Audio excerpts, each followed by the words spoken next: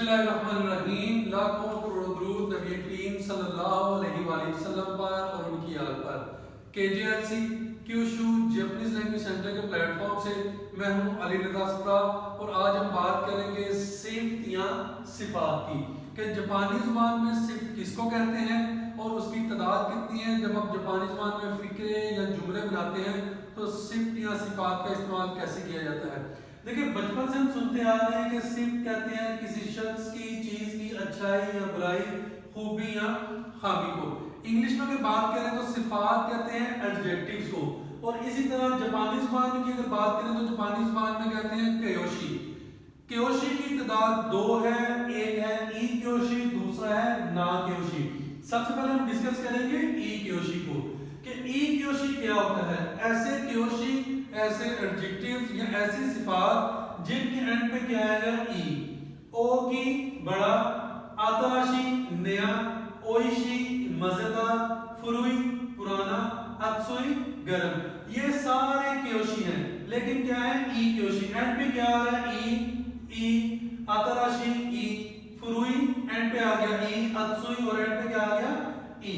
अगर हम इनको देखें कि इनको नेगेटिव आपने कैसे बनाना है, इनको पास्ट में कैसे कन्वर्ट करना है और इनका पास्ट नेगेटिव आपने कैसे बनाना है, तो यहाँ पे जो ई आएगा एंड पे आपने इस ई को खत्म कर देना है और नेगेटिव बनाने के लिए जस्ट कोनाई लगा देना है। पास्ट बनाना है तो ई को खत्म करके कत्ता लगा देंगे और पास्ट नेगेटिव बनाएंगे तो ई को खत्म करके कोना कत्ता लगा देंगे। ये मैंने एक एग्जांपल लिखी हुई है, बाकी जितने भी आपने इनको खुद से इसकी प्रैक्टिस करनी है। मैंने लिखा है ओइशी। ओइशी क्या मतलब है इसका, मजेदार। अगर आप इसको मसबत में बात करें यानी कि पॉजिटिव में तो ये इसी तरह आएगा ओइशी मजेदार। ओइशी ई को खत्म करके हमने क्या लगा दिया, कोनाई, तो क्या बन गया, मजेदार नहीं है, नेगेटिव में आ गया, मनफी में आ गया। अगर हम इसको पास्ट में लेके जाएंगे यानी कि माजी में लेके जाएंगे, जब आपने इसको कन्वर्ट करना है माजी में एडजेक्टिव को यानी कि ई क्योशी को, तो ओइशी ई को खत्म करके क्या लगा देंगे, कत्ता, तो बन गया ओइशी कत्ता मजेदार था।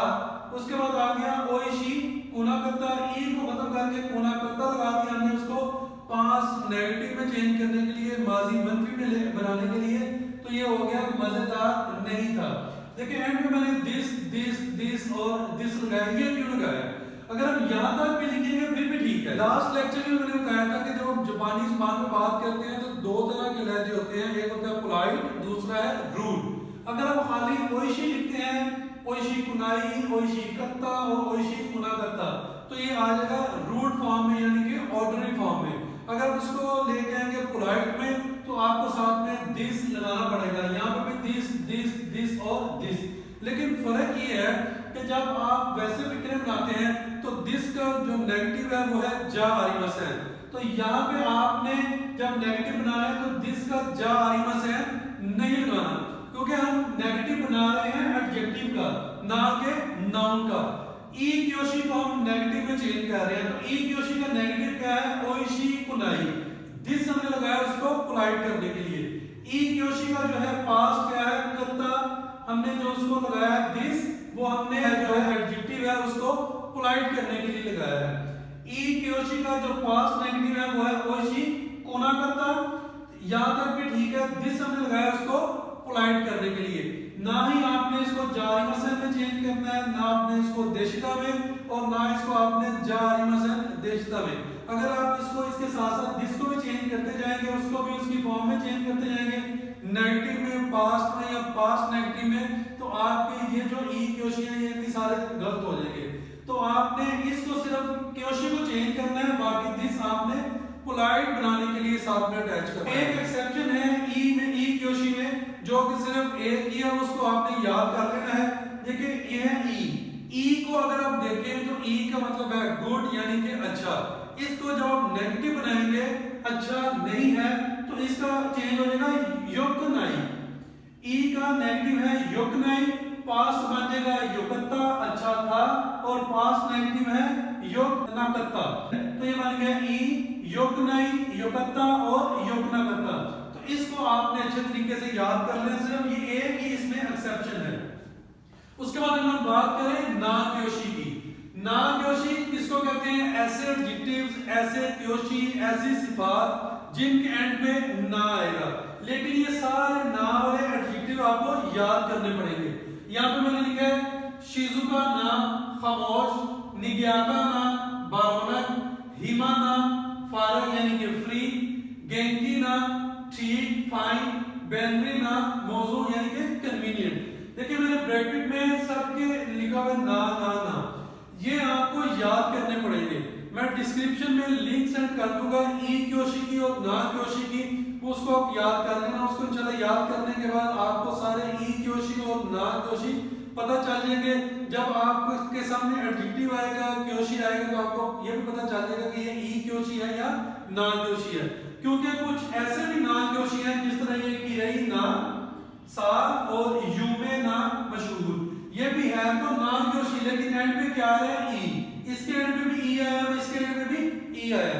इस तरह के आपको और भी एडजेक्टिव मिलेंगे और भी क्योशी मिलेंगे जो कि होंगे तो ना क्योशी, लेकिन एंड पे क्या आएगा ई। अब हम बात करते हैं कि जब आपने ना क्योशी को नेगेटिव पास्ट और पास्ट नेगेटिव में चेंज करना है तो कैसे करना है।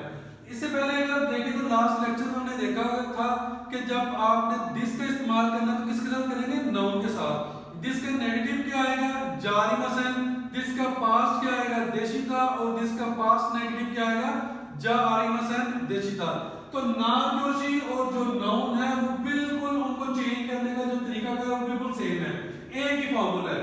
जिस तरह नाउन के साथ हम लगाते थे दिस, इसी तरह ये जो ना एडजेक्टिव है इसके साथ में क्या करेंगे, दिस लगाएंगे उसको पोलाइट करने के लिए।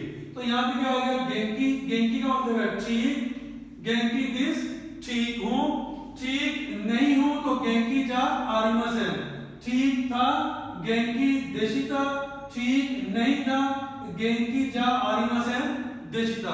तो ना एडजेक्टिव को चेंज करना नेगेटिव में, पास्ट में और पास्ट नेगेटिव में आसान है, जबकि ई क्योशी को जब आपने चेंज करना है तो इसको आपको याद करना पड़ेगा क्योंकि ये बिल्कुल आपके लिए नया है।